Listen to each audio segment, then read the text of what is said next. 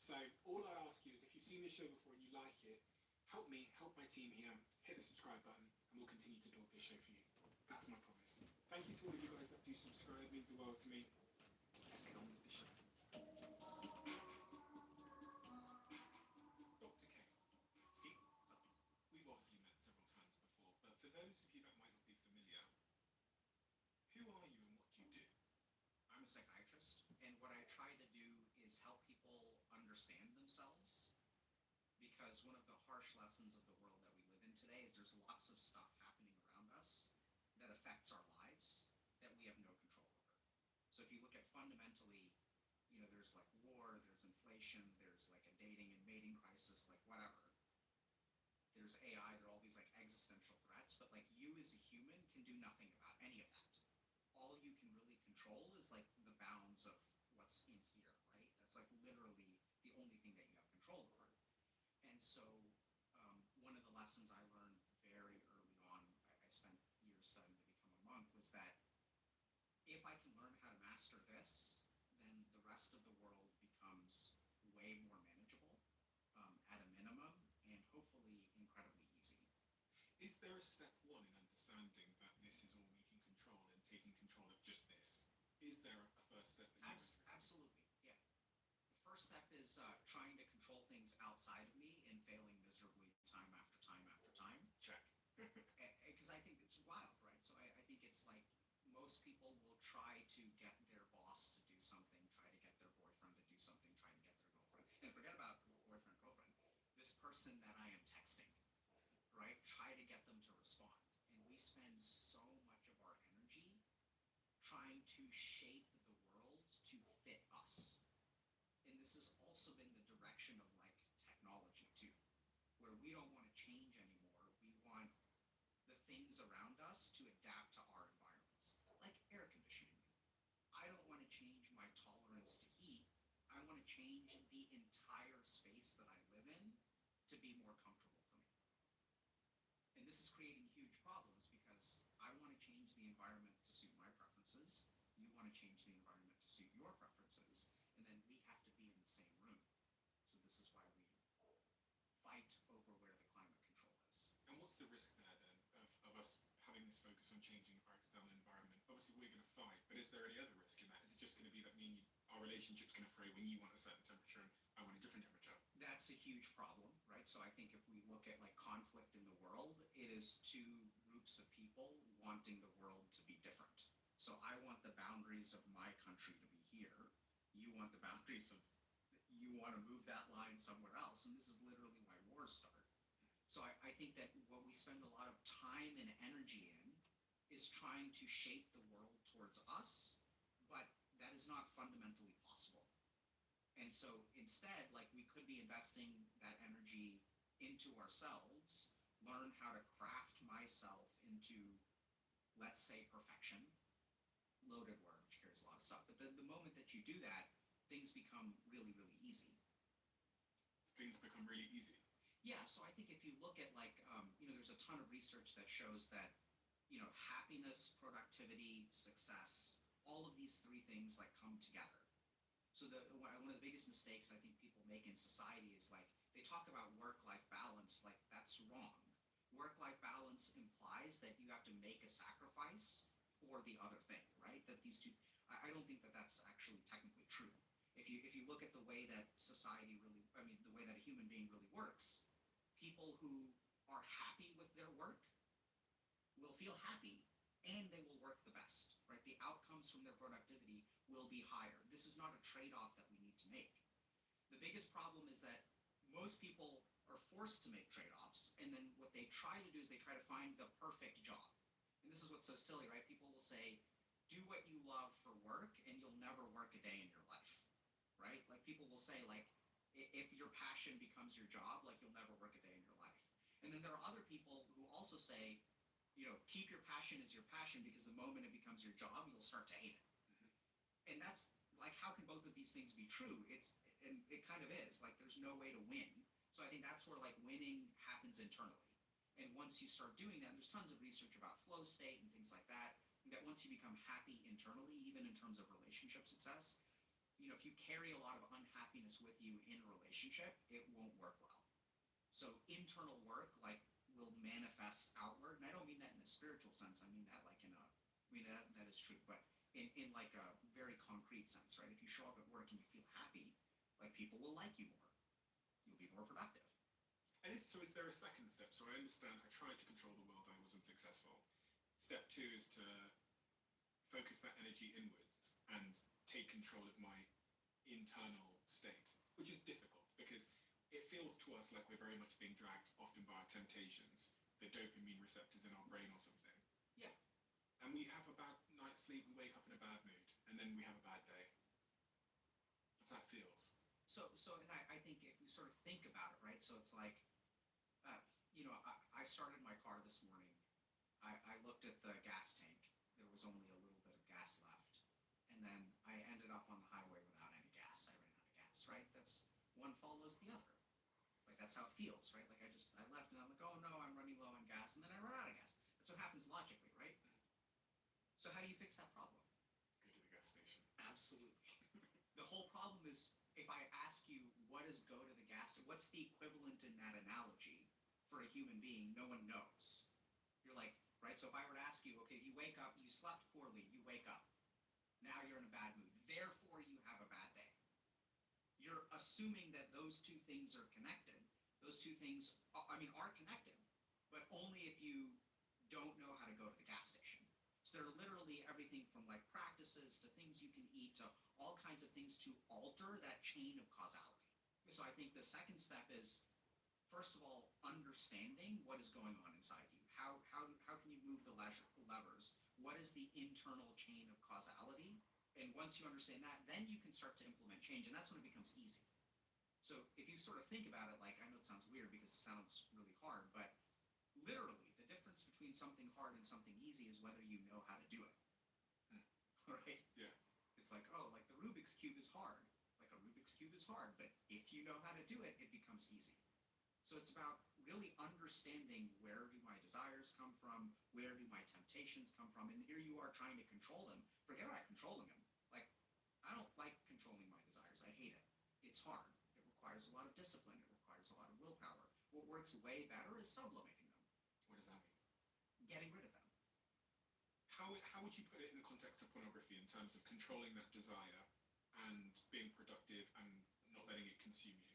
Let's start with first principle. Good diagnosis precedes good treatment, right? So in medicine, the quality, this is what a lot of people think. Doctors are about treating people, right? Medicine is about treating things, but actually 50% or more of our training is in diagnosis. So you have to understand the problem. And this is not just true of doctors. This is like, if I have a plumber who's coming to my house, whether they can fix what the problem is depends on whether they can find the problem, right? What's actually causing the leak, then you replace that. So that's true of life in general. So if you have a problem like pornography, the first thing that you have to do is understand why you were addicted to it, because that will show you what you need to fix. And with pornography, I think there are basically like 5 layers to it. The first is a societal layer. There's a reason why all addictions are on the rise. There's a fundamental change in society, in the way that we connect with society, that makes us more addicted to stuff. Yeah. So if it was in the substance itself, like in pornography itself, then what we would see is there's a rise only in pornography addiction. But since there's a rise in everything, that means that something is fundamental is going on. We can get to that a little bit later. Next thing that we need to do about understanding about pornography addiction is understand physiology, neuroscience, and psychology. So if we look at pornography addiction, first thing is that it is a very powerful emotional coping mechanism. So the way that our brain is designed is like procreation kind of is the point, right? We can sort of say that like the reason that life exists, the purpose of life is to procreate. Which means to have kids. Yeah, right? So this is where if you kind of look at like the way that our body and our brain are designed, it's like if the opportunity for sexual relations and procreations is there, then we're going to push everything else to the side. So anytime we watch pornography or we get sexual stimulation, our amygdala, which is our emotional circuit of the brain, experiences negative emotions like fear and anxiety. It's also our survival center of the brain. And you turn on porn, that part of your brain just gets suppressed. And this this is why a lot of people don't realize what a pornography addict looks like. A lot of people think it means like I'm watching porn and masturbating a lot, but most pornography addicts will watch it and not even necessarily masturbate. Or they'll watch it for hours throughout the day and aren't necessarily masturbating during that time. And that's because once you have that stimulation on the side, it's kind of like aromatherapy for your brain. It's kind of suppressing your amygdala. It's kind of calming you down because it has that neurologic effect. The reason that it has that neurologic effect is because sex is so important, right? So these circuits of the brain are very powerfully activated. The other thing that is really addictive about pornography is that it does cause a dopamine secretion. So orgasm feels really good. And so anytime we have an orgasm, we get a surge of dopamine, we get a surge of pleasure. It feels really, really good. And then the other problem that that creates, and this is the curse of humanity, is that anytime we get pleasure, we also buy ourselves craving and motivation. So when we secrete dopamine in the nucleus accumbens, it doesn't just do one thing. These three functions are fundamentally tied together in our neurocircuitry. So if I, drink this and I enjoy it, I will want it tomorrow. That's like there's no way to escape that effect. So when I gain pleasure from pornography, I am buying myself craving, I am buying myself motivation towards it. In the future. In the future, 100%, right? So it's behavioral reinforcement. And then what happens is, so these are the two fundamental pieces at a neuroscience level. Then what happens is we kind of find ourselves like in a trap because since it is so good at these two things, nothing else is as effective. And we as human beings, if you look at like what we're designed to do on a physiologic level, it is to be efficient. So why do we love unhealthy food? Because we evolved in areas where if there's one bite that has 300 calories, like that bite will save you, right? That's what allows you to survive. So what we sort of got is like a calorie-dense neurological dopamine surge from pornography. And it's also like suppresses our emotions really, really, really deeply. And this is like literally true. So I don't know if you've ever, if you've been in love or like friends who are in love, but like when you're in love and you're like horny for something, right? There's like this idea of post-nut clarity and like pre-nut fog, I guess. So literally the way that our lust circuitry works is it suppresses all of these other parts of the brain. It suppresses the part of our brain that assesses risk. For someone that doesn't know what that means, could you be a bit more sort of direct? Yeah, so like when you fall in love, on the less vulgar side, so when you fall in love, like you start to do stupid things, right? Like you do stupid things when you're in love. And that's not a mistake, that's the way that it's wired. Because evolutionarily, there were basically two human beings, okay? One who would fall in love and did not do stupid things. And one who did fall in love and did do stupid things. Which one of those two do you think is more likely to procreate? When you say stupid things, give me an example. I'm gonna ignore my job. I've just gotten financially stable, and I've fallen in love with someone who has a pile of credit card debt. This is a terrible idea to enter a relationship with them because I've just gotten all my shit sorted out and they don't have any of their shit sorted out. So there are all kinds of red flags that we ignore on purpose. Because if we didn't ignore those red flags, then we wouldn't end up procreating. Got you. Right? We don't want to be rational in that moment because Absolutely. And that's literally what happens. So we have circuits of the brain that will actually inhibit and shut off the rational parts of our brain. And this is where we get to post-nut clarity, which is this experience that many men have where after you finish the sexual act, you feel like very clear-headed, right? And so then what happens is now why is that? And it's because the lustful parts of your brain were inhibiting, like literally inhibiting and shutting off the thinking parts of your brain. And once the lustful part shuts off, then we start thinking again. Probably in my early 20s was the first time I experienced post-nut clarity, and I think it was 2, 3 a.m. in the morning. Here's me talking about my masturbation. It was like 2, 3 a.m. in the morning, and there was this person that I was like vaguely interested in. I'm like super horny. I'm arranging to meet them at like 3 a.m. I think I'm like 21 years old, and I decide to masturbate instead. And immediately after I masturbated instead, it was like a completely different person inhabited my body. I was like, why? Within seconds, I was like, why the fuck were you going to get out of bed at to meet someone you have really no interest in.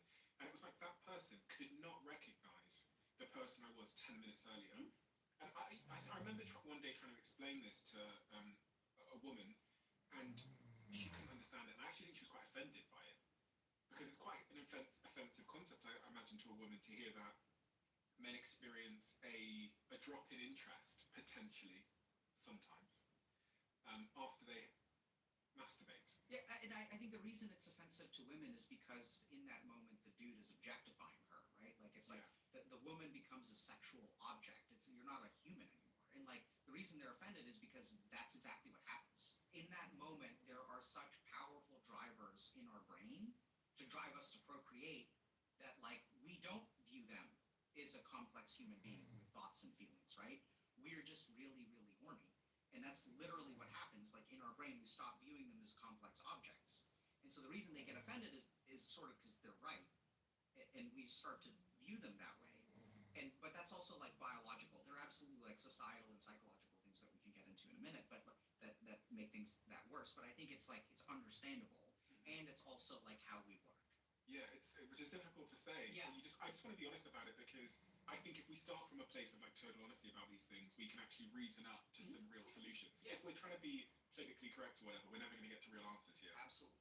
And all men, I hope, will experience post-nut clarity.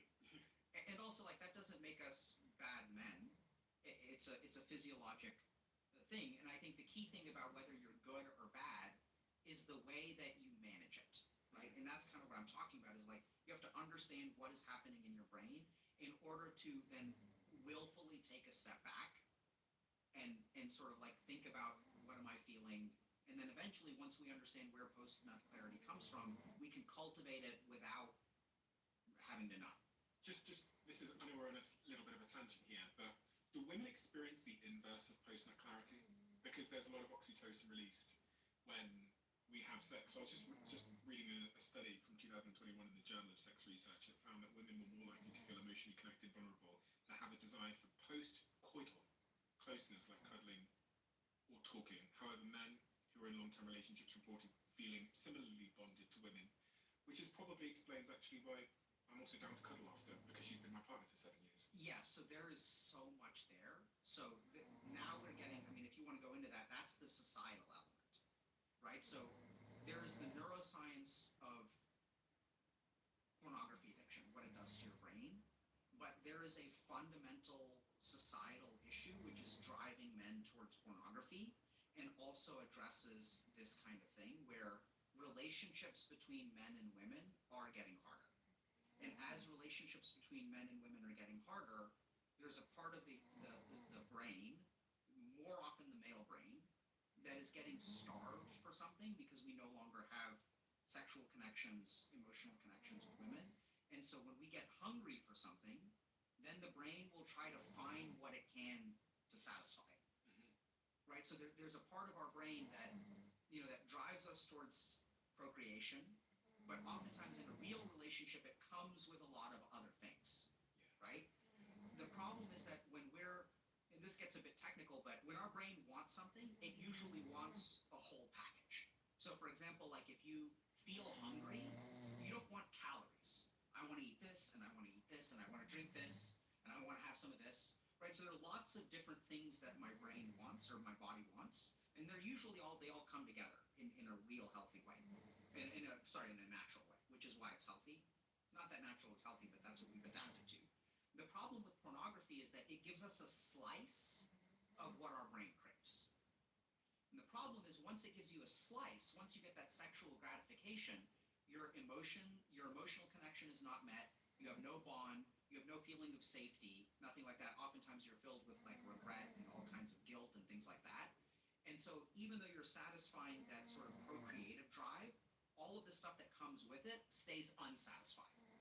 And then the real problem is once we satisfy the procreative drive, the motivation to go and get all of those other things disappears.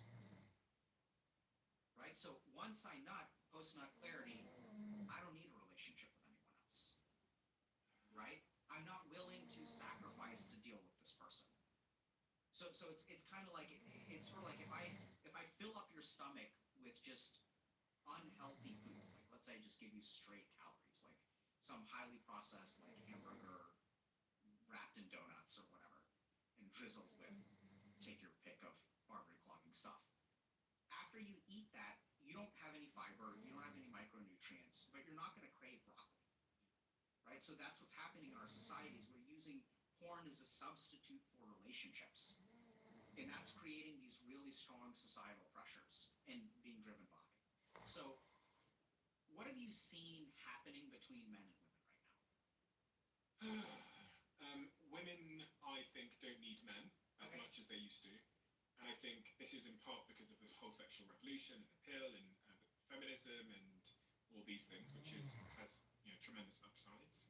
I think that women and men are having less sex, they're getting married less, men's attitude towards women has become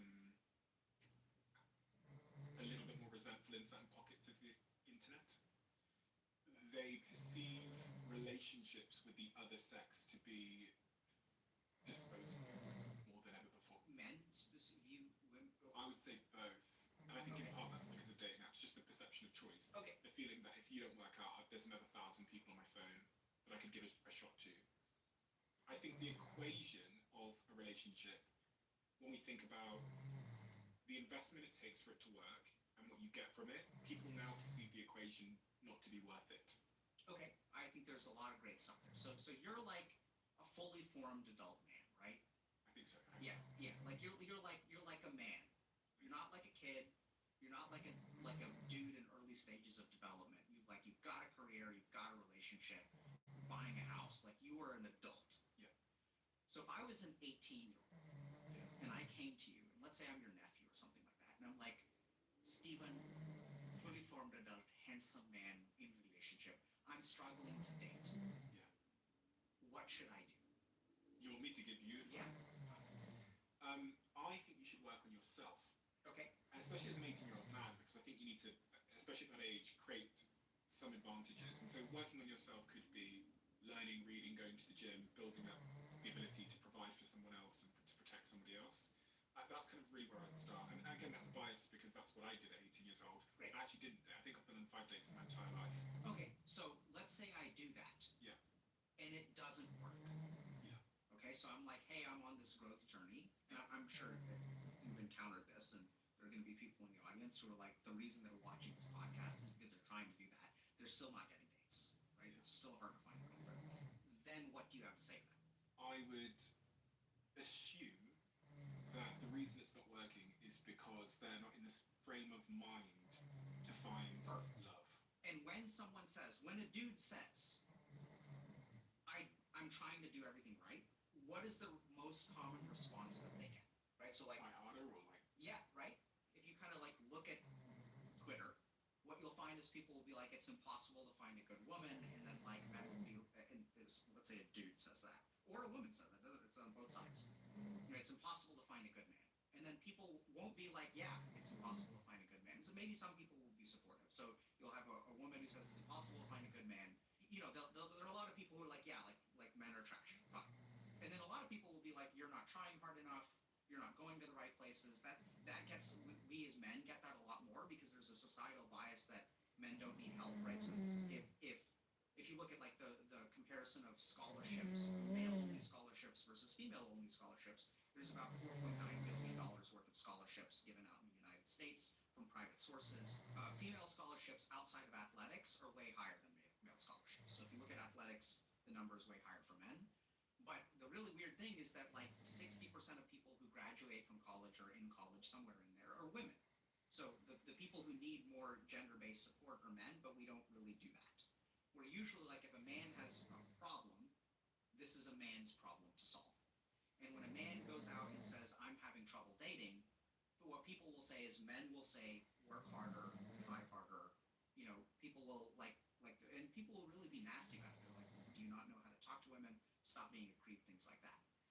And then the other thing that we're sort of we're really seeing is that there is like this very, very like deep anger, entitlement. There's like this incel movement. There's this like alpha male, beta male kind of thing. And I don't know if you kind of get this, but there's like a deep sense of like anger, right? There's like in men, and I think women feel it too. This is why women are so terrified you rather be in a forest with a bear or a man? Did you hear about this? No. So like people would ask this question on Twitter to women. It's like, would you rather be in a forest with like a bear or a man? And like women feel safer with a wild bear than they do with a man. So I think people are picking up on this like existential, and I don't know if that makes sense to you, but there's like an existential like cry coming from men, which can manifest as anger. I think we're also seeing reflections of this like in South Korea with like dropping birth rates, right? Where like men are getting really, really angry, they feel really entitled. And I think this is where it's important to understand a biological difference, and we'll get to what I think is going on. So a woman does not need a man in order to pass her genes along, right? So I mean, like literally, I know it sounds weird, but like if you're a woman, you can just go to a sperm bank and you can get pregnant. Yeah. You can just have a child without. You can also argue that it's easier for women to find a man who is willing to impregnate them than it is for a man to find a woman willing to carry their child. But I mean, literally, we live in a society where women can just procreate if they feel like it, and men cannot. So there's a fundamental power balance there. I'm not saying it's right or wrong. I'm just saying it is what it is. So I think what we're starting to see is actually like a mass extinction event. We are seeing natural selection for a group of men who have no options. Many years ago, I was a loser, and the world that we lived in necessitated my entry into third spaces. I had trouble talking to girls, but I was forced into college. When I got my first job, it was serving ice cream. I was forced to interact with girls. I was active in a summer camp where I met girls, was forced to talk to girls. So I sucked at talking to girls, but the world that I lived in was structured so that I still had to talk to girls. I had no option to retreat from interaction and painful interaction with the opposite sex. I think literally what we're seeing is that all this stuff started to get really bad during COVID. So what happened in COVID was actually like a natural selection event, but it wasn't a natural selection event about life and death. That's what people think natural selection is. What happened during COVID, sure, a lot of people died and that's bad. But the post-COVID world, some people were able to adapt to it and some people are not. We're seeing a spike in social anxiety. Now I can work from home. Now I have pornography. Now I have all this stuff going on to where I'm not forced to learn how to interact with women. Does that kind of make sense? So now you can live your whole life at home. And I think what's starting to happen is literally natural selection. And the way that natural selection works is people think it's like, oh, if natural selection means I'm weak and someone's strong. That's not technically correct. Natural selection is you were made a certain way, someone else is made a different way, and then the environment changes. Which one of these two is suited to, it's not even adaptation, because all the adaptations have been made. And I think the best example of this is like literally Darwin's finches. So you've got like, one finch that has like a hard beak that can crack a nut. You've got another finch that has a very sharp beak that can get like a bug out of like a cactus. Like that has these very like tight flowers. And so if something happens and all the cacti die out, the birds that rely on the cacti bugs will start to die out too. They don't know how to procreate in this world anymore. And I think what we're seeing with like all these alphas, betas, incels, what we're seeing in South Korea is there is a whole generation of men that is like, we are literally watching them die out in real time. Because we've got 32-year-olds, 35-year-olds who do not have children, do not know how they're going to ever have children. And this is where, like, I know this sounds bizarre, but so that's actually happening. That's not bizarre. That's birth rate in South Korea is like 0.7. So there's a bunch of men who will never pass on their genes in the alpha male, beta male, whatever, like, in that kind of language, they talk a lot about like procreation and legacy and stuff like that. But I almost wonder, is there a mechanism in a human being that if your genes know they're dying out, what would they trigger in your mind? Right? And I think what they would trigger is exactly what we're seeing.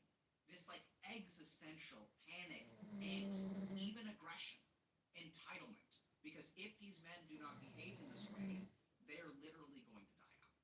So what we see in this post-COVID world is that people like maybe you or me, who were like losers and didn't know how to talk to chicks in high school, we were forced into social interaction where we basically like, that's where we developed in order to, so that we could talk to girls. But in this post-COVID world, all those spaces are gone. There's no forcible interaction. So then there are some people for whom it's natural to talk to girls, and that's why like we see this dichotomy where it's almost like, some people like just put yourself out there, just work out, work on yourself, and things will work out. And then there are a lot of other people who are like, that's not working. And I imagine if you went back like 200 years, you went back to the Galapagos Islands and you took Darwin's finches and you put them on Twitter, you would see that exactly what we're seeing.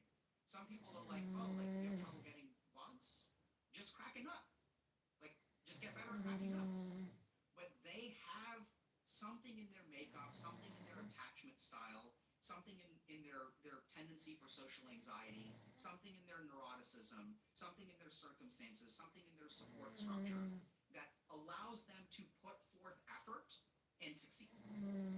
And then there are these other people over here who will go to therapy, who will work on themselves professionally, who will show up on dating apps, and because of the shape of their face, which cannot be fundamentally altered, or some other thing which they're not even aware of. They grew up with a certain attachment style that they're not aware of. They grew up with on the spectrum, and their capacity to make eye contact and emotional connections is very difficult. So there's this whole crop of people who I think are trying really hard. I don't think they're losers. I don't think they're like pathetic or anything like that. I think there's something about the architecture of how these people are built so that standard advice does not apply to them. And what I feel when I sit with these people is like someone who is dying out. Like that's what it feels like to sit with. This person's life, they're not living a life. They're in a slow, protracted process of dying. And when you are in a slow, protracted process of dying, pornography shows up. And then you've got this weird thing that goes on where you get this spurt of dopamine, this existential dread of like, I am not getting to participate in life. There are all these people out there that are participating. They tell me, oh, you should do this, but it doesn't work. And it's just imagine how terrifying it is. If someone gives you advice that's supposed to work and it doesn't work for you, how fucked are you? Right? Because that's the answer. It's like some people have cancer, we give them cancer treatment. They get better. But if some people have cancer and everyone's like, hey, do this chemotherapy, and it doesn't work, then how screwed are you? You're very screwed. So this is, I think, what we're seeing. This deep existential loss, this desire for connection is somehow like intersecting with pornography. Because I think pornography addiction has a spiritual component too. And if you talk to people who are addicted to pornography, they can feel it. They feel like spiritually like empty. They're like, I'm not doing anything with my life. So one of the two variables that correlates with pornography addiction, the two strongest variables that correlate with pornography addiction, one of them is a sense of meaninglessness in life. And there's a weird spiritual angle that I talked about. But the other really simple thing is, if you want to stop watching porn, you didn't have a reason to stop watching porn. And the problem with porn is that you can be kind of like living your life, and then in between hours, when you're like back from work and before you go on a date, or maybe you're swiping on Tinder and no one's really answering or whatever, like you just have these hours in the day where there's nothing going on, you're not living for anything, so you might as well jerk off. I mean, there's a lot that I'm thinking about. The first is, if we go back up to your point about this being a bit of an extinction event, it poses a question about what do you do about that. You said also people are trying to implement the advice, but it's not working. Now, does that mean that that's a question of like motivation, discipline? Is it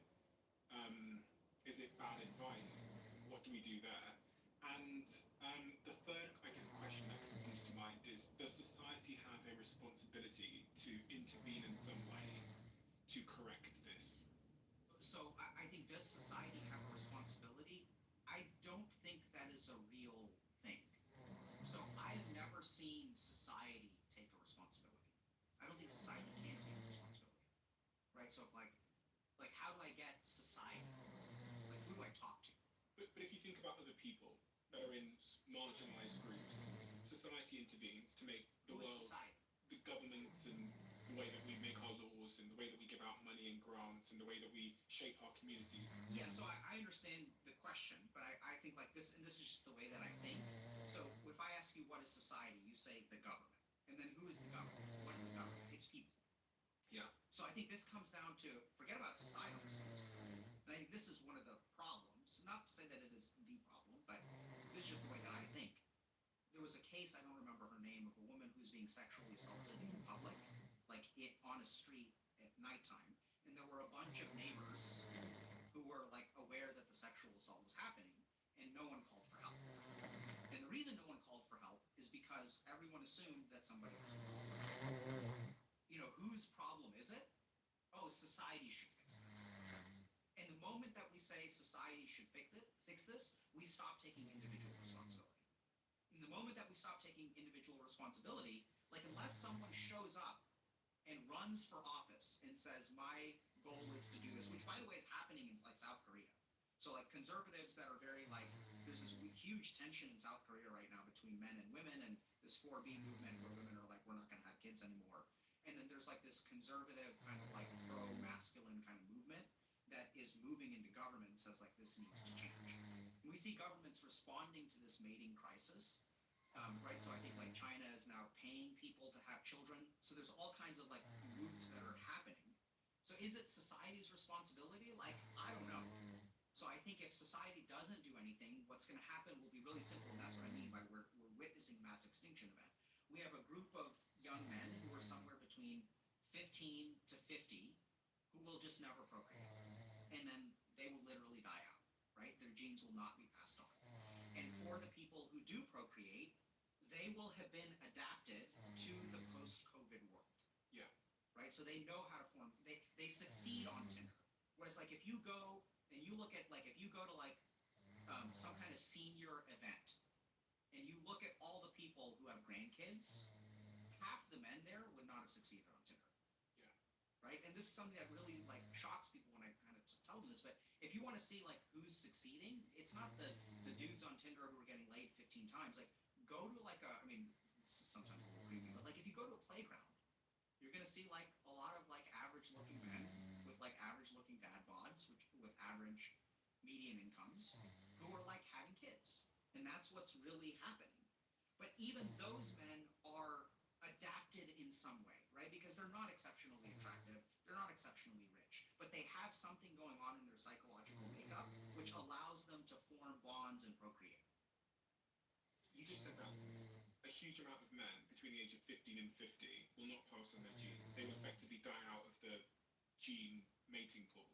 So people will hear that, and many people will go, well, that's evolution. Yeah. But I want to understand if there's a counterpoint to that. Should society intervene?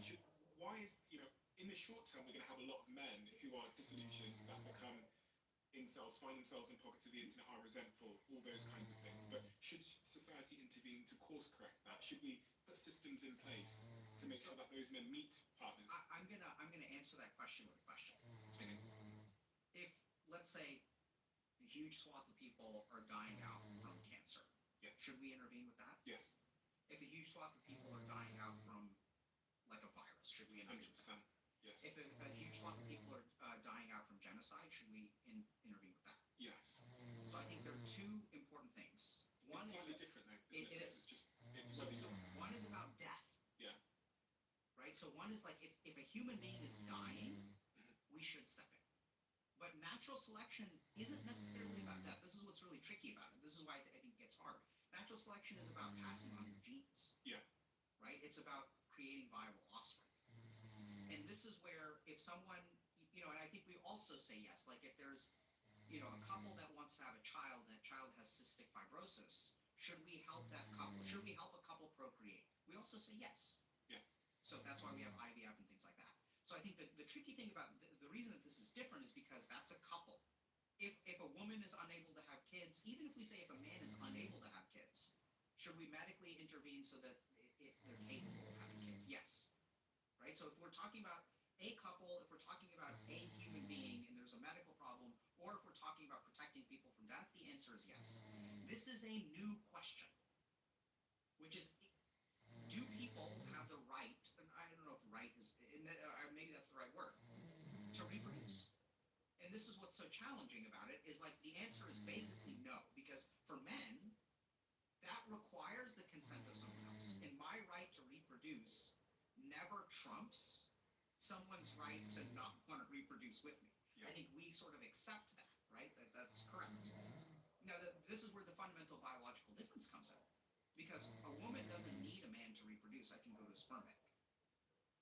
And once again, you can argue that you can get laid if you want to, but that hasn't been my experience. I think women struggle with loneliness and finding sexual partners and stuff quite a bit as well.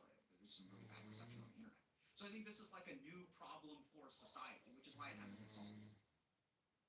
Now, that's why the track that I take, I don't know what the societal answer is. I'm not a sociologist.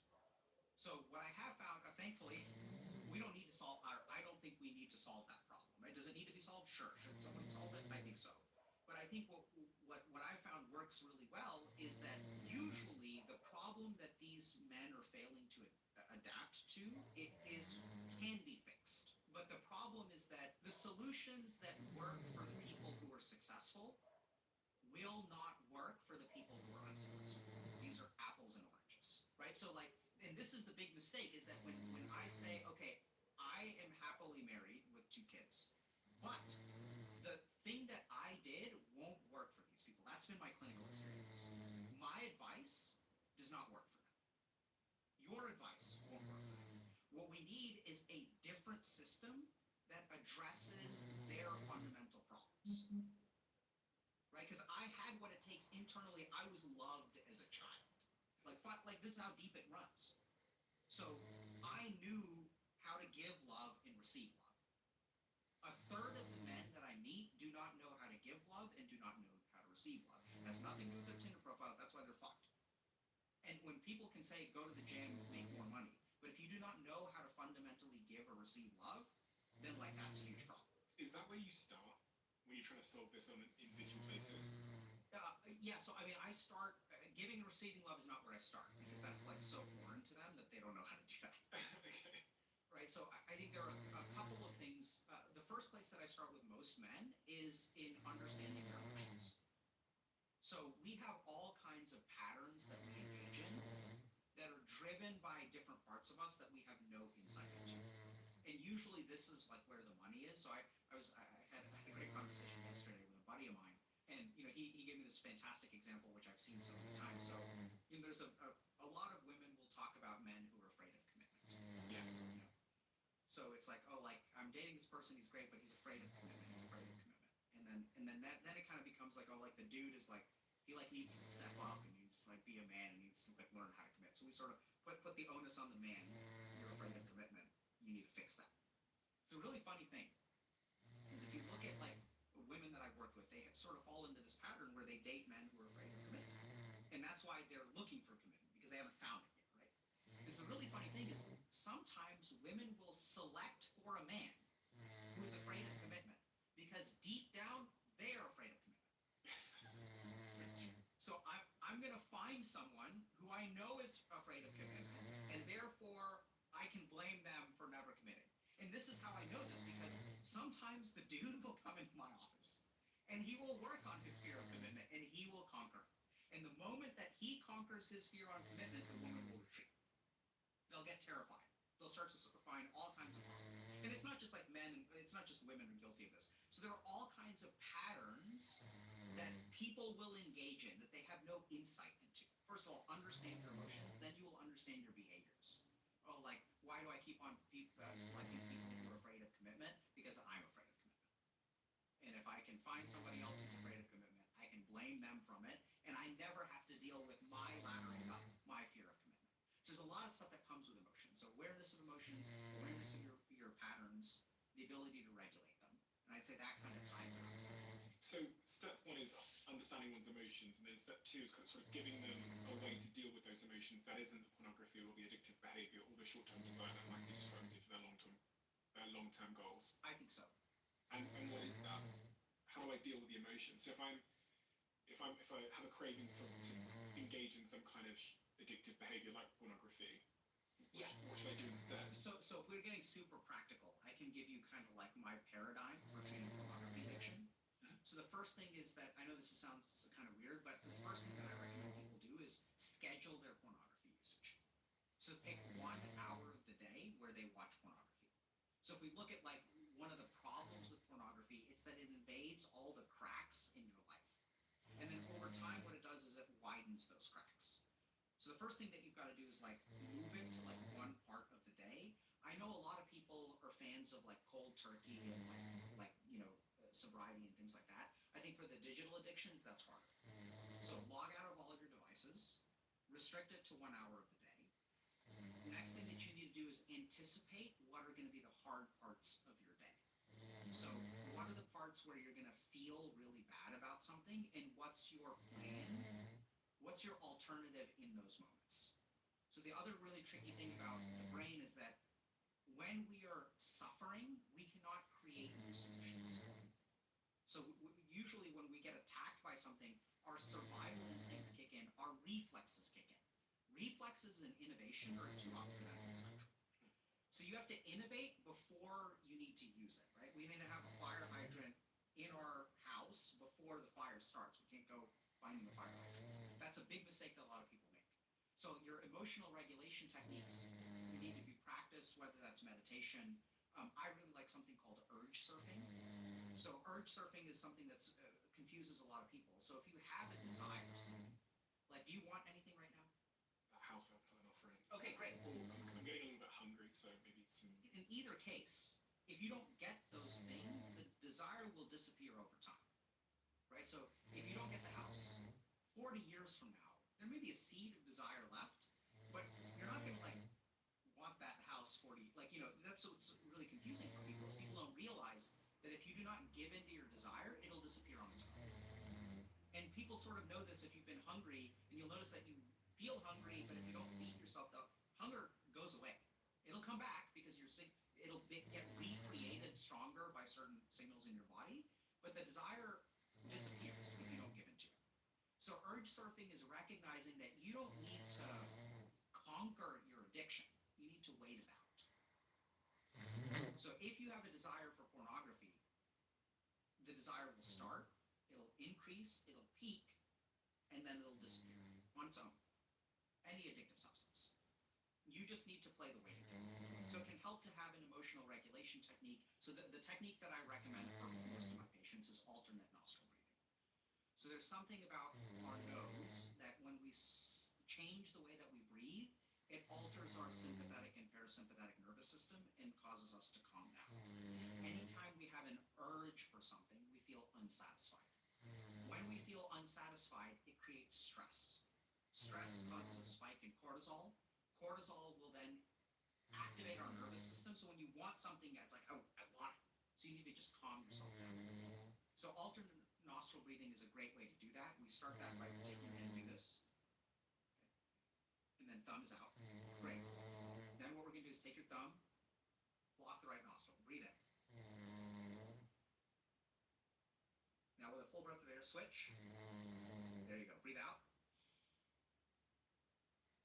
Breathe in through the same nostril. Switch. Breathe out. In. Switch. Out.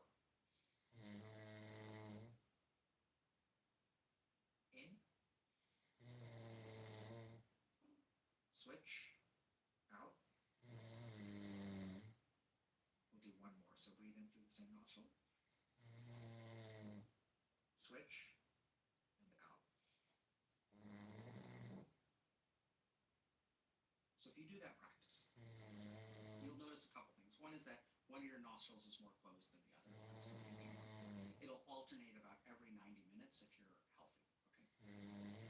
So this practice, if we sort of think about it, what were we talking about again? Can't remember. Exactly. Right? So this practice is interesting because it forces our attention. If I just tell you to take deep breaths, that doesn't work well because the mind can continue to be engaged. Right? The mind can think about whatever it wants to. We can talk about marriage, we can talk about your house, we can talk about what you want to eat. And if I'm just sitting there meditating, observing my breath, it doesn't anchor the mind. So alternate nostril breathing is really good for a couple of reasons. The first is that it requires you to pay attention. And if you're concentrating because we're doing all this weird stuff, right, you're kind of screwing up, that's the point. Because then you're not thinking about something else. So then something really cool happens. I feel like watching pornography. I do this for a while. which one again? And then you do it for a little while, calms down the physiology, you'll feel a little bit calmer, and now the urge has disappeared. It'll come back, stronger. But your brain has learned an alternative. The whole reason we get trapped in a cycle of addiction is because we have one solution to one problem. The moment that we create the second solution, a lot of things change. Now we have to train that a little bit ahead of time. It's hard to do that for the first time when you have a craving. So you need to practice it for like maybe 5 to 15 minutes every single day. As you get good at it, if you have a craving for pornography, you can use that practice. And can you use that practice for other types of cravings? 100%. You can use it for anything. Is there a longer term piece of work I would need to do to get over that craving though? Because yes and no. So start by logging out of all of your devices that you watch pornography on. Use only one device and schedule one amount of time for the day. Practice urge surfing. Urge surfing is just the awareness that urges will disappear. I would encourage you to like pay attention to other things. So if you sit down to eat a meal and you want a soda, you've got your food in front of you. It's really weird. Just don't eat and don't do anything for it. Just watch the desire for the soda. You'll see it peak, and then as you observe it, you will see it disappear. So this is what's really weird. Okay, I'm going to say this. I don't know if this is going to make sense. When you relapse, you know you're going to relapse, and then you stop thinking about it. Like you have this internal struggle. Like, should I do it? Should I not do it? Should I do it? Should I not do it? And something happens, and you're like, oh, like, I'm going to do it. And then you, like, let the fight happen for a little while, and then it kind of disappears from your mind. You know what I mean? So what a lot of people don't realize is that internal conflict is willpower. They think willpower means winning the internal conflict. That's technically not the case. If we look at the part of our brain that exerts willpower, it is the same part of our brain that monitors internal conflict. If you are internally conflicted, that is your willpower active. That's you fighting. That's the willpower itself. So as long as you are monitoring your internal conflict, the only way an addiction can win is when you leave the ring. Literally. Are you saying keep the conflict going? Keep the conflict going, and you will win 100% of the time. And if people have struggled with addiction, they're going to know. In the back of your mind, you make a decision, and then you pretend to fight for a little while. You've already decided, and then you feel really good. You're like, oh yeah, we're going to just do it. And some justification happens. And then you stop the fight. And then you don't even do it right away. You don't do it like right away. You're like, wait, and then it just happens on its own. But if you really pay attention to your internal process, you'll see that going on. Okay? So urge surfing, alternate nostril breathing, practiced ideally ahead of time, so that when you are doing it, you know, it's like, if I want to defend myself with a sword, I don't want to pick it up for the first time when barbarians are attacking, right? I need to practice. Same is true of cognitive skills. So we want to do those cognitive skills, and then when we have those urges, we want to deal with them.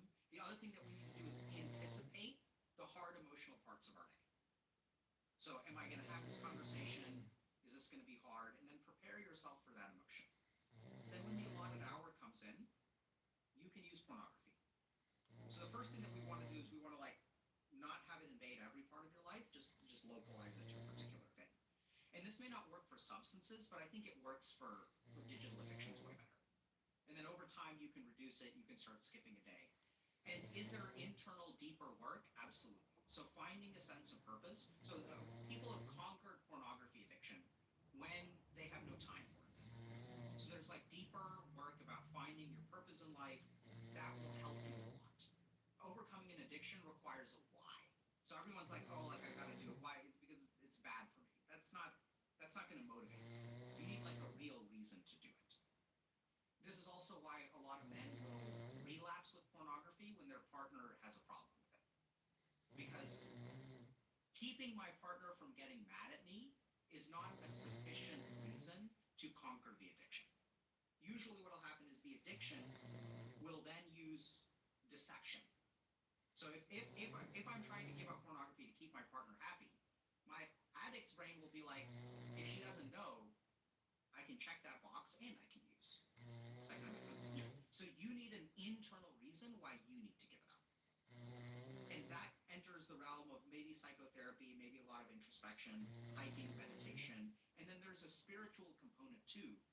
The reason we're seeing an increase in addiction addictions is because we as a society need to grow spiritually.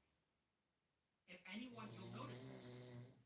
People who are like spiritually powerful, not necessarily monks, but like a lot of like the regular people have overcome an addiction. And anytime I have a patient with an addiction, once they're on the other side, they are like absolute beasts on the spiritual level. They can handle all kinds of adversity because they've mastered themselves. So I think there's some weird thing going on in the universe right now where like everyone is meditating, we all need growth, our systems are falling apart, and like we need this new skill set.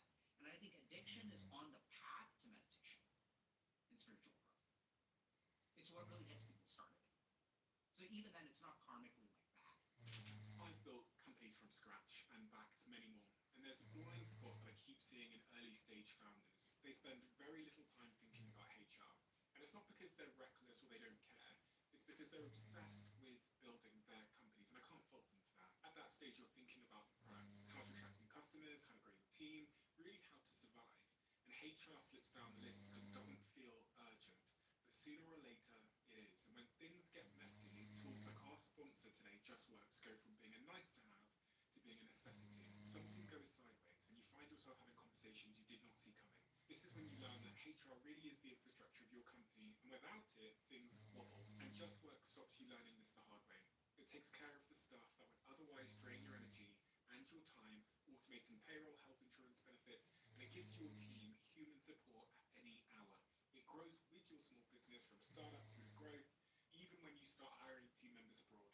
So if you want HR support that's there through the exciting times and the challenging times, head to justworks.com now. That's justworks.com. I've interviewed a lot of people who are deeply spiritual, and pretty much all of their stories seem to start with an addiction. Yeah. I'm really trying to understand what the domino effect, I guess, is there. Yeah, so I think so there are different ways to think about it. One is that if you randomly have an addiction and you conquer it, that requires an internal work, like an internal like strengthening of your cingulate cortex, which is what monitors your internal conflict, gives you willpower. You have to master yourself in some way. So I think that But does it stop before the addiction? Because yes, I think so. So I think an addiction is like a karmic. It's like signing yourself up for a boot camp when you're getting born. So you like come into this earth prone to addiction, and then if you conquer that addiction, you will be a different person. And so I see a huge karmic kind of thing where like we are given these addictions to spiritually grow. Right? So when I lift a weight, it's not easy, but it makes me stronger. So I think we sometimes forget that the mind doesn't wear out. can you challenge what I'm about to say then? Okay? So the way that I would think about it is that you would something might happen in your life. Now Okay. you might think this would happen in a past life or some other form, some kind of early trauma, I guess. Okay. Your dad screams in your face that you're a piece of shit when you're 3 years old, and because of that, I don't know, you develop some sort of addictive behaviours to deal with the stress and the dopamine, the cortisol that's running through your body. So that becomes domino number 2. Great. And then you struggle and battle the addiction. It ruins your life. One domino, okay? Okay. It ruins your life. Your partner says she's going to leave you because of this addiction that you have. So you decide that the pain of making a change is greater than the pain of staying the same. So you go rehab and you go on the journey. You overcome it, and maybe there is still a hole or a gap. Here it is. You will not overcome it. The scenario you described, that person will produce. Okay, so Okay. So the scenario that you said, okay, was you realize that the pain of not giving up the addiction hurts more than the pain of giving it up. That's not going to work. So the moment that if you say, okay, the consequences of the addiction are so high that I have to give it up. The reason that doesn't work is because you're being forced. Right? So if the goal of this is to give into myself and reduce my total amount of pain, if it's a calculation to reduce my pain, I'm still giving into the part of myself that wants to lessen pain. You with me? yeah, If I'm giving into the part of myself that wants to lessen pain, the addiction will continue. Not 100%, but saying, fuck it, there's going to be pain. I'm going to embrace that pain. I don't need to run away from pain anymore. I don't need to choose the lesser evil. I'm going to choose the greater evil because it's the right thing to do. Surrender and challenge, right? So that's what's kind of confusing for people. Surrender in this case means allowing yourself to walk the hard path, not being trapped by I have to lessen the pain in my life. The domino that I would add at the beginning would be, why were you born in that family? Right? So that presumes a layer of reality that we do not, generally speaking, scientifically accept. Why do you believe in that layer of reality? And what is that layer of reality? Two reasons. One is because I think that there's order in the universe. I think we have abundant evidence that there are laws that govern existence. And the laws that we have so far are, generally speaking, in my opinion, insufficient to answer the question why someone is born in a particular place. We have a piece of that. We have a piece of why you're born the way you are because of things like genetics, right? So we know that like your tendency for baldness is kind of determined before you're even born, right? That's what the theory of karma kind of says. It's like there's a lot of stuff about your life that is determined before you even show up. So that's one reason. So I think we need a system that is sufficiently explanatory. And for me, there are other arguments like biological reductionism and like you can say there's no broader purpose that you can. I think that's fair to say, but I do think that there's order to things. And I think if we have a reason why, if I have 3 dominoes, right? And I knock them over, this is the cause, but the finger is the cause. And then what is the cause of the finger moving? It's the shoulder. It's the head. It's that I am here in this room trying to explain a principle. So the causes keep on going back and back and back and back and back. Until you reach a singularity, right? Which is what Big Bang Theory says. Is that cause and effect basically kind of got created. I don't know, maybe physicists understand this better than I do.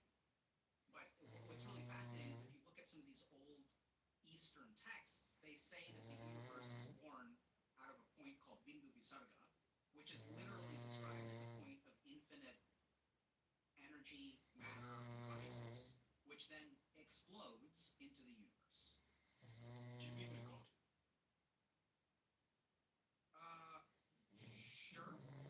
So I think that what we call a God, so if you look at like a person has like layers, right? So if I ask like, who is Stephen?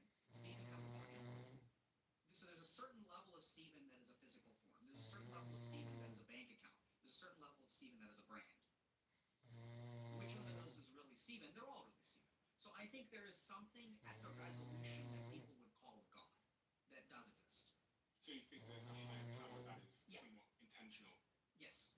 Obviously the question becomes what created that? So this is what's really interesting. In the West, we think of time as linear. So if you ask a yogi, they'll say time is circular. So what's the first season? Spring. I'm confused, but doesn't winter come before spring? So is winter the first season? I see what you mean. Right? So we have this conception that time is linear. But there are a lot of conceptions of time that are quite circular. What comes first, the chicken or the egg?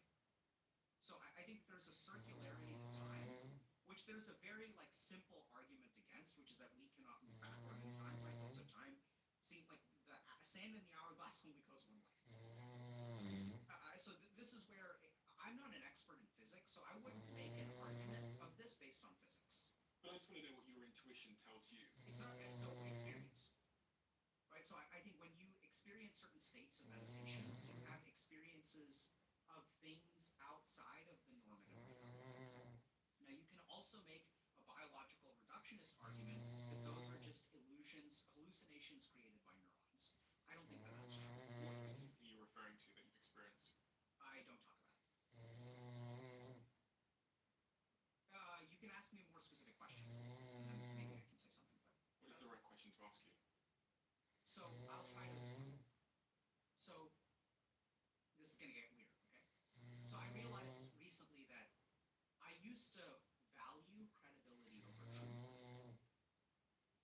understanding credibility and truth are two fundamentally different things. So credibility is saying something that is believable, right? So believability depends on you, not on me. Yeah. So what I realized recently is that credibility is about changing your language to fit the ignorance of the audience, like literally. So I was thinking about this recently in my own midlife crisis, and I was like, what am I here to do? Am I here to be famous and successful? If so, then I should be credible.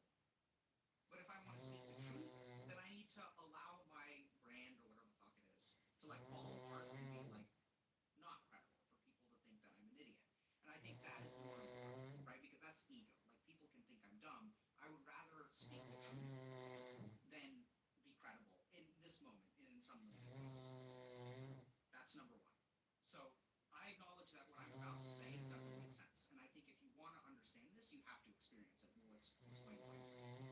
So if you look at your existence in the world, you have a body, you have a mind, but then you have this other thing, which I think science sort of like acknowledge, we sort of acknowledge, we don't really know what it is, but the capacity for experience, we have this subjective part, right? So I can see objectively what you are, but you have an element of subjectivity. Does that make sense? Yeah.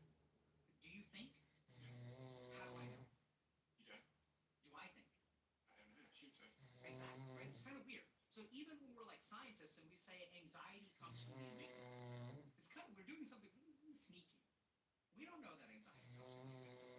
We can measure blood flow in the amygdala. We can measure electrical activity using an EEG. How do we know that anxiety comes from the amygdala? Because we asked a human being, hey, when there's blood flow going over here in this fMRI, what are you feeling? I'm feeling anxious.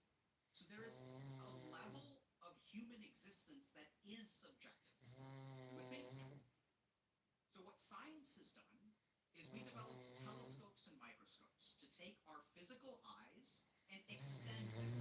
So my physical eyes, with the baseline sensory organs, I can perceive certain things and I cannot perceive other things. But if I develop an instrument, I can see a star. If I develop an instrument, I can see a bacteria.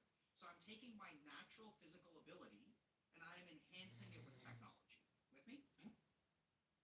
Meditation is doing that for your subjectivity. So if I take like the material realm, which is observable, objective, and I use a telescope and I use a microscope, I can go further than where I started. Does that make sense? Yeah. So now the question is, for the subjective realm, can you go further in the opposite direction? And when you do that through meditation, you will discover things that are not available to the basic subjective experience. So like with the naked eye, you can't see a bacteria, but if you use this instrument, you can see it. There's basically a spiritual equivalent, a subjective equivalent of a microscope and a telescope that allow you to perceive things using your baseline subjective experience that are not perceivable by normal means.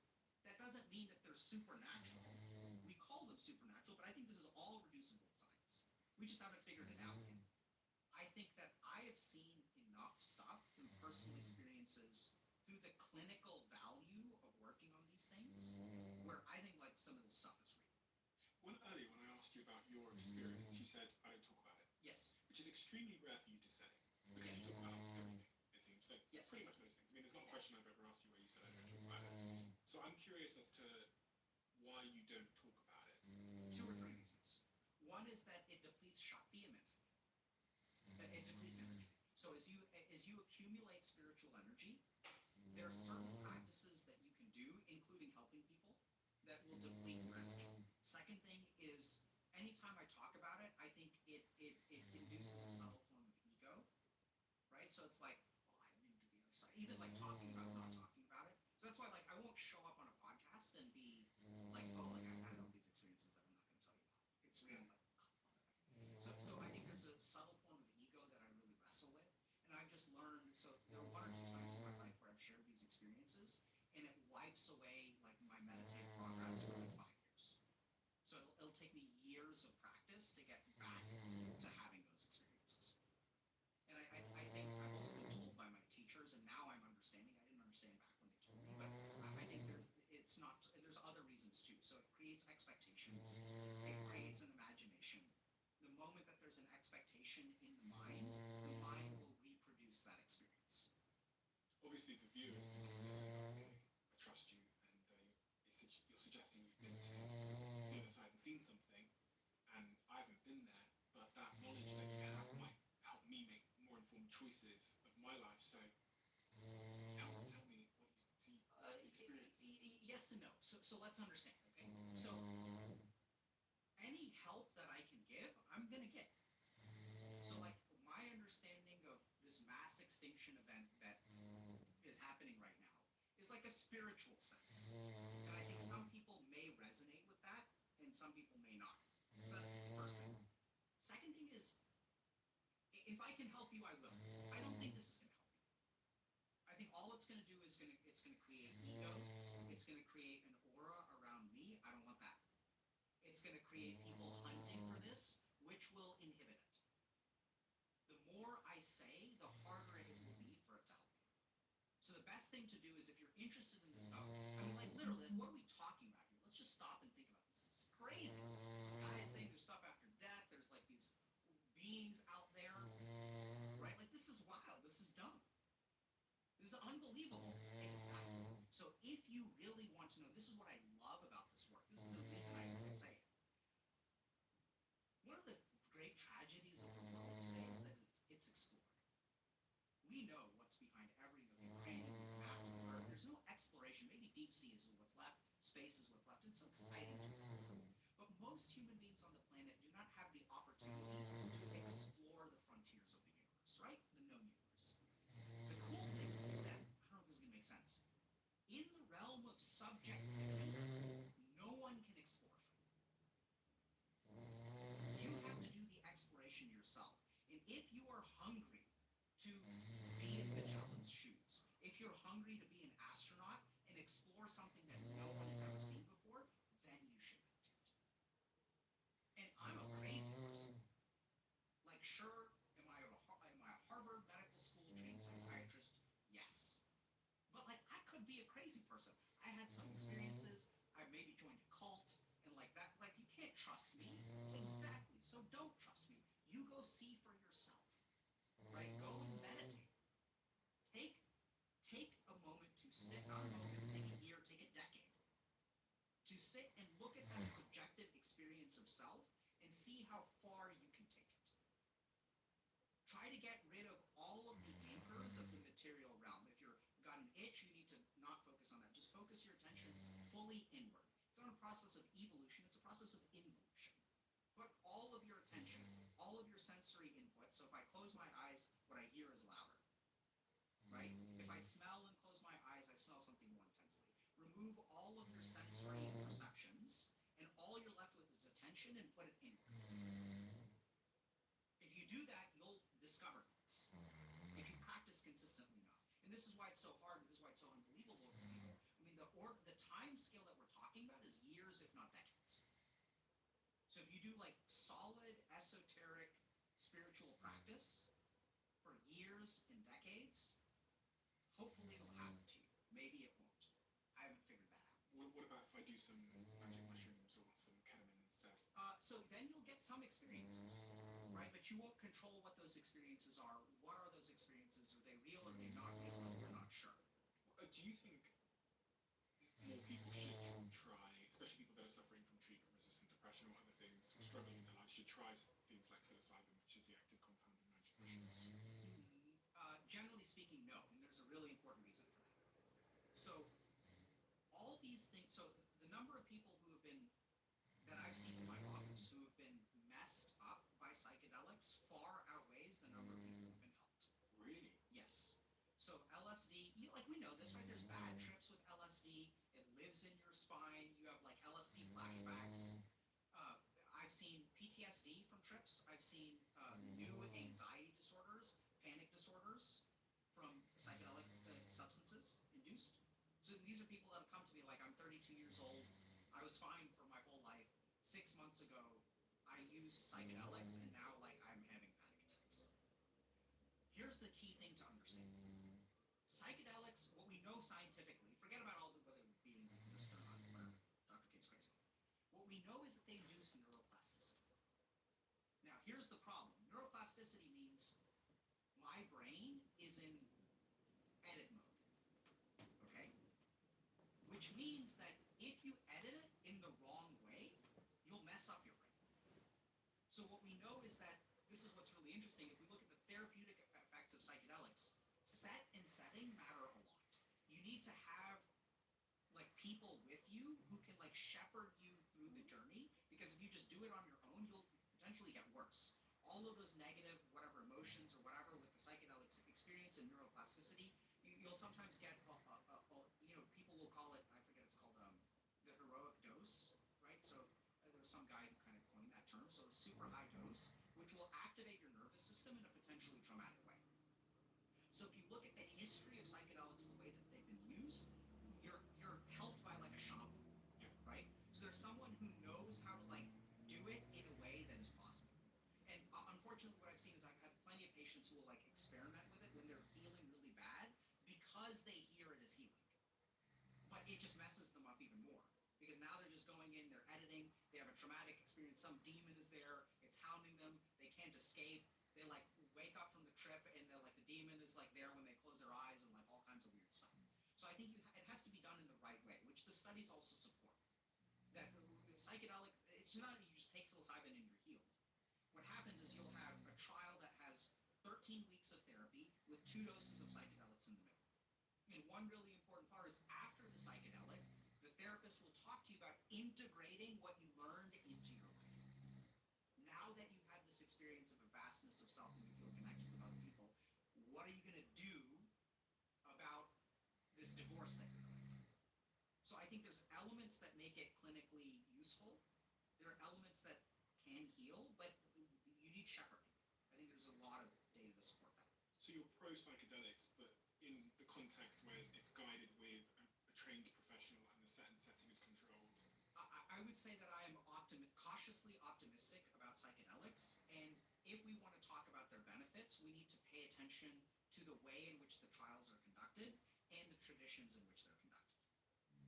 I want to go back up to the top of the river here, to where we were before we took this turn, and we were talking about the importance of cultivating a why, so that you can overcome an addictive behavior. And I actually think this is super important, because our whys seem to run our life. They seem to really be actually what we refer to as discipline. I think it's people think of like, I am disciplined, I'm not disciplined, but actually it's, for me in my life anyway, it's when I have a really, really strong why, then I make the decision in hindsight I wanted to make. So like going to the gym is an easy example.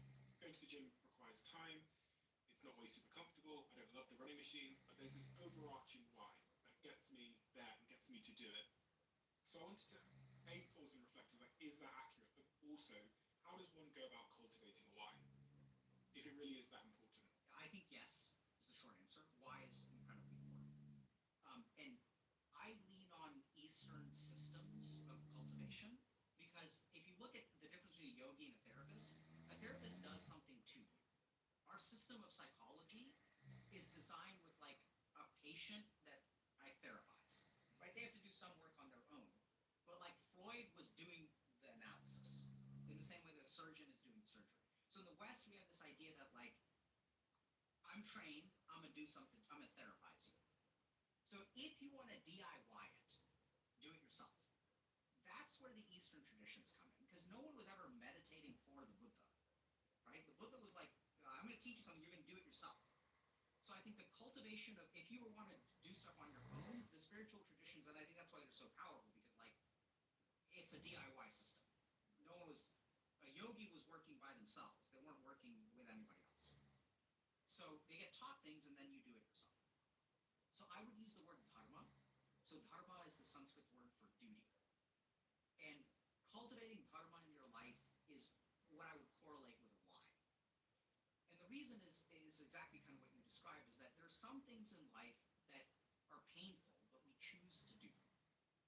And we have to be a little bit careful, because if we're delaying gratification, then we're still giving in to desire, right? It's just like my desire for $10 instead of $1 means that I'm going to work 2 days and then I'm going to get $10. But it's still greed that's driving us. So the thing about dharma or duty is it allows us to choose hard things. So the analogy that I use, if someone is like pointing a gun at me, I'm going to run away from it. Gun means death, it means disability, it means all kinds of stuff.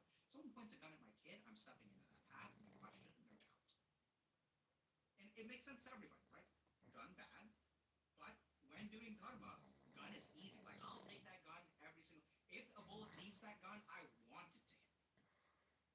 And it's that simple. That once you discover what your dharma is, then all of the difficult things in life become easy. The things that, if you're chasing fundamentally greed, I want something, I want money, but I don't want to work. Why is that such a problem? Right? Because I'm always chasing my own betterment.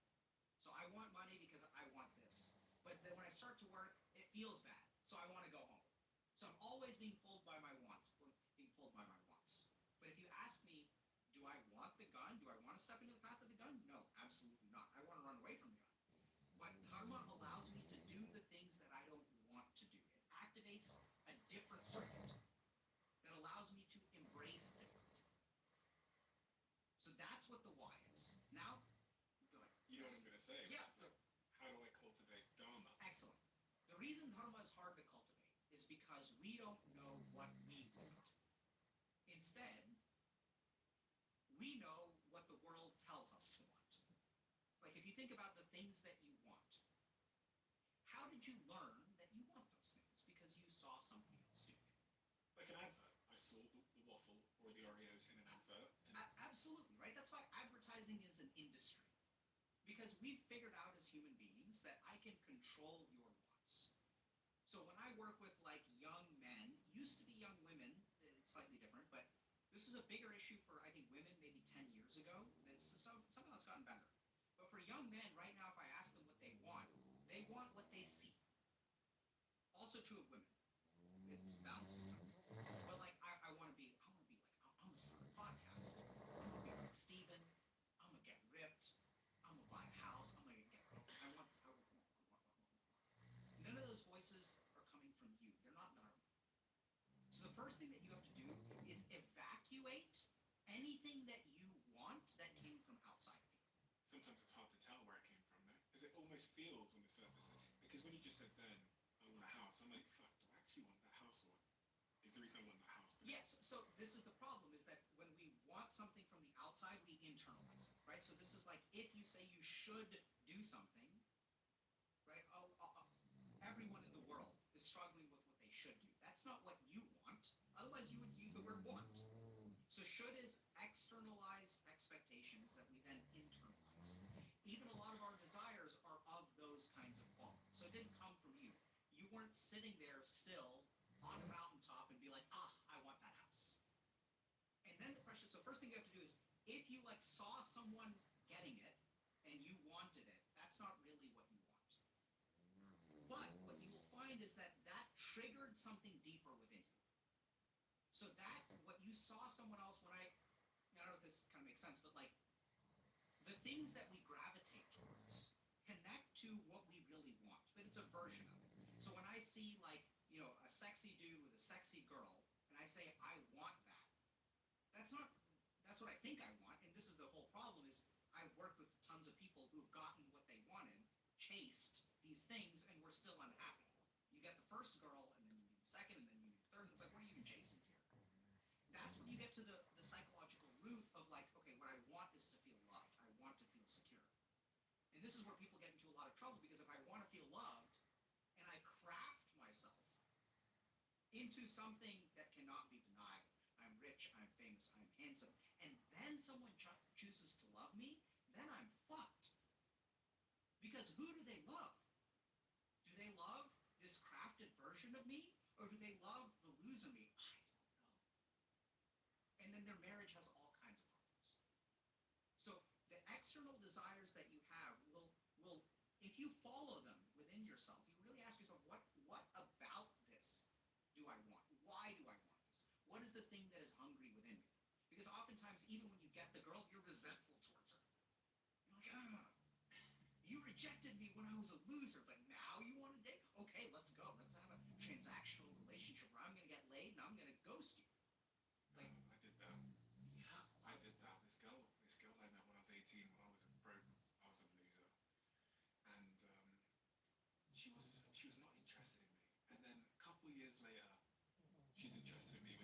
everyone in my life, and it was exactly what you described. It was like there was a part of me that knew this was. I guess I was resentful towards it. Absolutely, right? And so even getting what you wanted back then doesn't satisfy you. So your dharma is what I would say is like that's one thing. So look at the things that you want. What do they track back to within you? And then the last thing that works really, really, really well is to be silent. To try to find as much quiet as you can. To remove all the external influences and just see what comes up. Because the things that the whys always come from within. They can never, people can try. God, my parents tried to convince me to become a doctor. Right? They tried so hard. They said, why? And I was like, why? And they're like, because this and this and this and this and this. And, and people are going to be telling them why they should do this. It's this reason, this reason, this reason. Why I should get married. Why you should get married, right? And it's never going to work. So the why literally comes from within, and this is why it's so hard to find the why, because we live in a world where we are sensorially bombarded. We are under assault 24 hours a day, 7 days a week. In my case, it was like efficiency. So podcasts when I'm walking to the train, read a book on the train, podcasts when I'm leaving the train, sitting down in class, lectures in the ear when I'm working out, constantly sensorily bombarded. And so you never get to spend time with yourself. Right? So once you get rid of all of that, something will float up. And if you talk to people who are artists and inspiration, right? You look at something else and I feel inspired. I'm inspired by that. But even if you listen to the language, the inspiration arises in here. It is triggered by the outside. Does that kind of make sense? So you have to really look within. I mean, the best way to do that is just be silent. So I talk a lot about my spiritual journey in India and things like that. But what I don't talk a lot about is like I climbed mountains. Like climbed to Kilimanjaro, climbed all these mountains in like Colorado and stuff like that. And like climbing is great. Like you're just with yourself for 14 hours a day. And at the top of Kilimanjaro, not the top, 8 hours from the top, you have no breath to talk. It requires all of your energy, all of your concentration. You're huffing and puffing. You are just with yourself in a very deep way. You can't pay attention to what anyone else is saying or doing because each leg, my leg feels like it's made of lead. I'm just with myself so deeply. And when you're with yourself deeply in that way, the why will come. Why is it we don't like being with ourselves? Because no one taught us how to in the right way. That study comes to mind where they put college kids in a room and asked them if they would rather sit alone or electrocute themselves. Mm-hmm. And the college students, many of them decided they'd rather electrocute themselves than sit alone with their thoughts and wait. Yeah. Why is that? For the same reason that people engage in self-injurious behavior. So people cut, right, burn. So when people are very mentally unhealthy, they will engage in these behaviors because pain wipes me free from all the thoughts in my head. I don't have to be with myself. Most people, their experience of themselves is negative. Because if I experienced this a lot where I would play video games all day, and then if I went to bed without falling asleep immediately, this torrent of negativity would come up. Anxiety, regret, guilt, shame, whatever. Right? And so if you sort of think about it, like, being it with us is normally a very negative place. And the reason it becomes a negative place is because we suppress all this negativity, so my mind becomes an unhealthy place to be. I don't want to be there. It sucks being there. That's why we get into pornography. Because in the in-between spaces of my life, if I have to sit with myself, it's shit. I'm worried, I'm guilty, I'm pathetic. There's this existential crisis. AI is going to take my job. And it's not just negativity, it's also positivity. I should be using AI. I should start an AI startup. I'm not doing this. I really should be doing this. Right? If you just like sit with yourself, you'll notice there's all kinds of like trash desires and wants and ambitions and teach people a lesson and oh my God, the world is such a terrible place. It's like, which is not a good place. So no one ever teaches us how to sit with ourselves. I have this habit where I get in bed, my partner, she falls asleep very, very quickly. She doesn't need any kind of stimulation. And I sit there and I like listen to, this sounds crazy talk, but I listen to like serial killer stuff or I listen to the news. I just need to, I'm conscious of saying the right need. I choose to listen to things to kind of preoccupy my mind. And I think what I'm scared scared of, if I'm being honest, is the thought of going to bed and laying there and doing nothing is just like, it just makes me feel that I wouldn't be able to sleep. I don't know if that's true, but I just feel like that I'd start thinking so much, and then the thoughts might make me, I don't know, get out of bed and start writing a PowerPoint presentation or something. Yeah, so in Or your just- case, just continue listening to your fun thriller podcast before you go to bed. You don't need to change that. Okay? You just keep doing that. So don't worry, I can give you. But be kind. Like, cut yourself a break, bro. You're doing so much. Like if you just want help, you get what I'm saying. Yeah, yeah. I'll help you with the issue. Yeah. But so this is really important.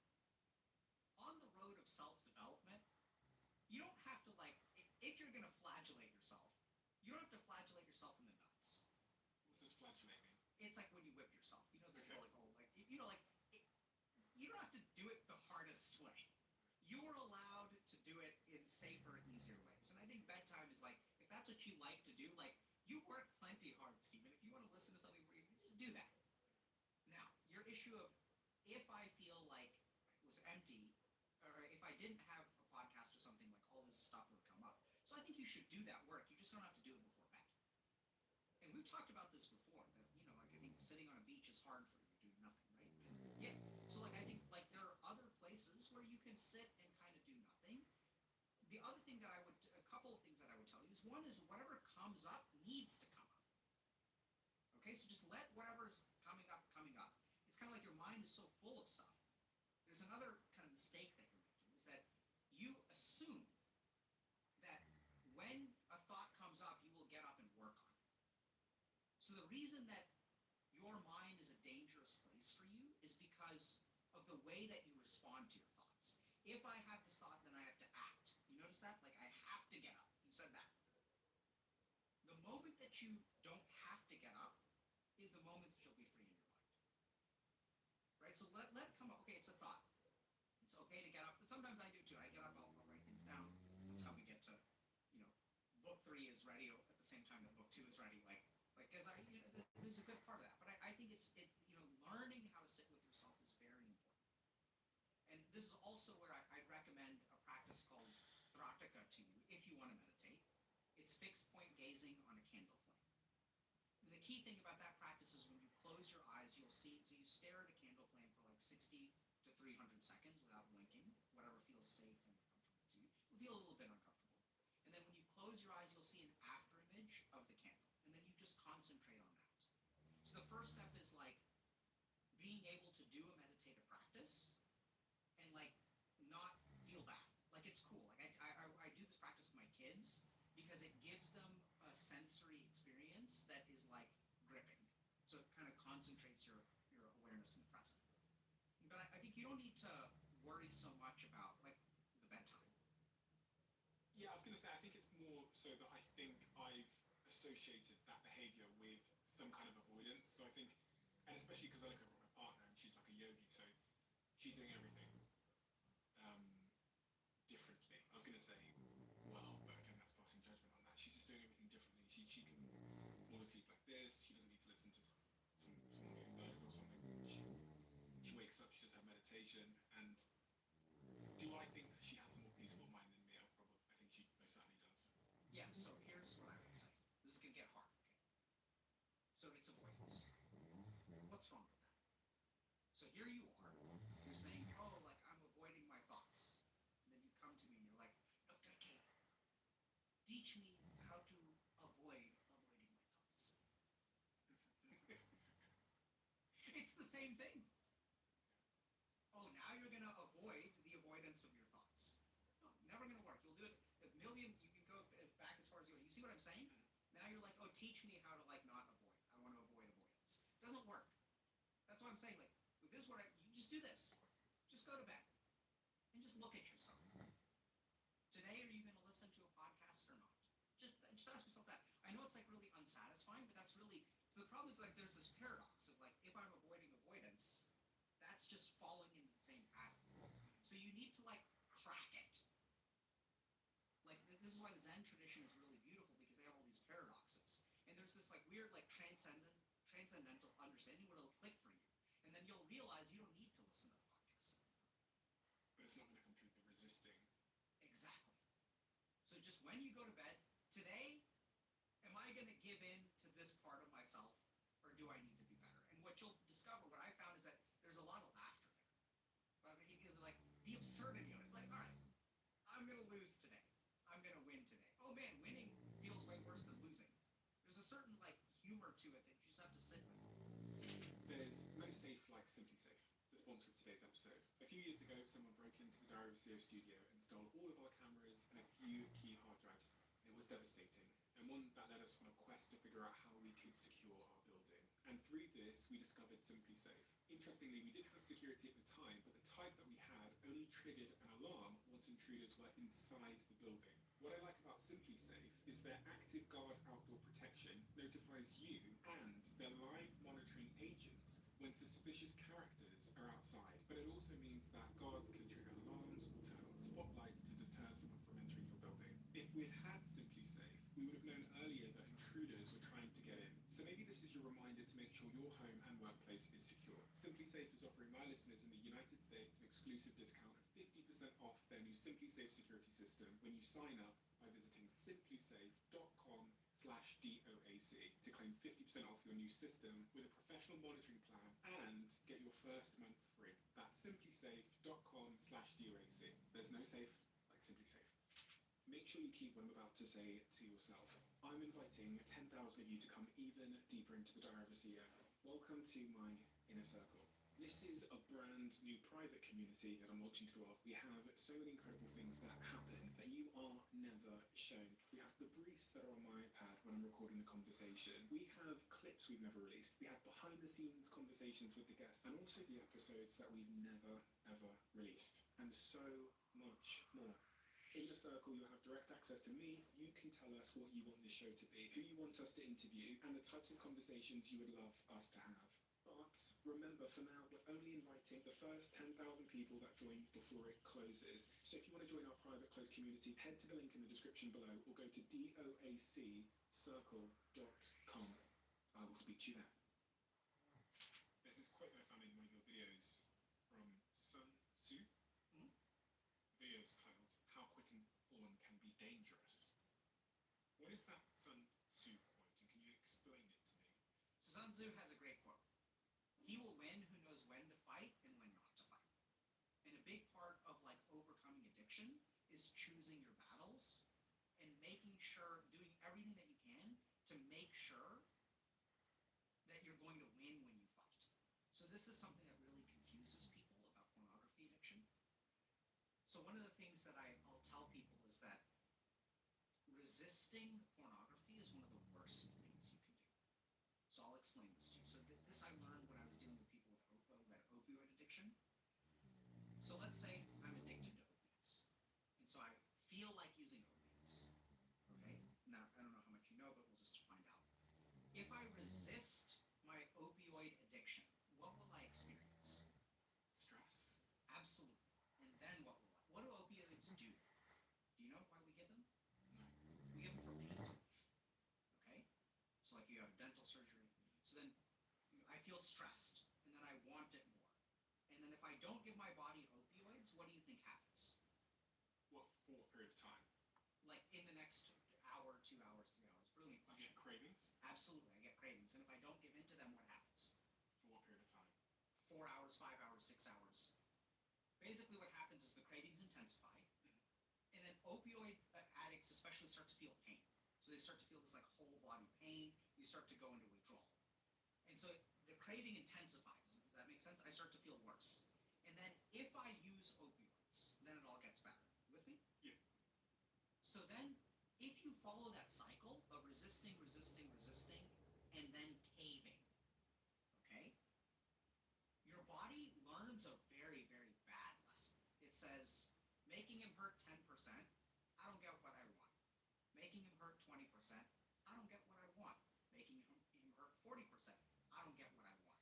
Making him hurt 80%, then he gives me what I want. The second time around, you'll jump straight to 80%. So you will start to suffer more. So your body literally learns, what signals do I need to send this dumbass give me what I need. And so the more that you resist addiction, the stronger the addiction will, like the stronger the withdrawal will become. Now, here's what I mean by resist. If you cave, then it'll intensify. But so if you're gonna give in, you like need to give in early. Otherwise, it'll get harder and harder and harder, and the cravings will intensify as you try to get out. Which is why it's really important to pick your battles. So once you make a decision, where you create a structured environment where you go into rehab, so that like you can't give in. And then if you can make it all the way on the other side of the craving disappears, and then you're like, you finish the withdrawal process, then you'll be really strong. But literally, I've seen this principle time and time and time again, where if you resist something and end up losing, the craving will only intensify over time, and you'll lose one battle, and you'll start losing the war. So instead, what you really need to do is pick and choose when you are going to fight that battle, when you're going to give in, and if you decide that you're going to not use pornography, then it needs to be like you're dying on that hill no matter what. Otherwise, the cravings will intensify and it'll become harder. What about artificial intelligence? Does that change the picture at all, in your view? No, I think artificial intelligence is like just building on a lot of these trends. So what we're seeing with things like pornography is that there's a fundamental need that is not being met. I'm looking at this graph here. Okay. And it's the search volume for people searching for an AI girlfriend. Yep. Which is going up into the right. I don't know if I did this on your podcast, but I made this prediction a few years ago. That we're going to get this is going to get worse before it gets better, I think. So here's the next prediction is the first version of AI girlfriends will be everything that you want. Then someone is going to figure out that it is more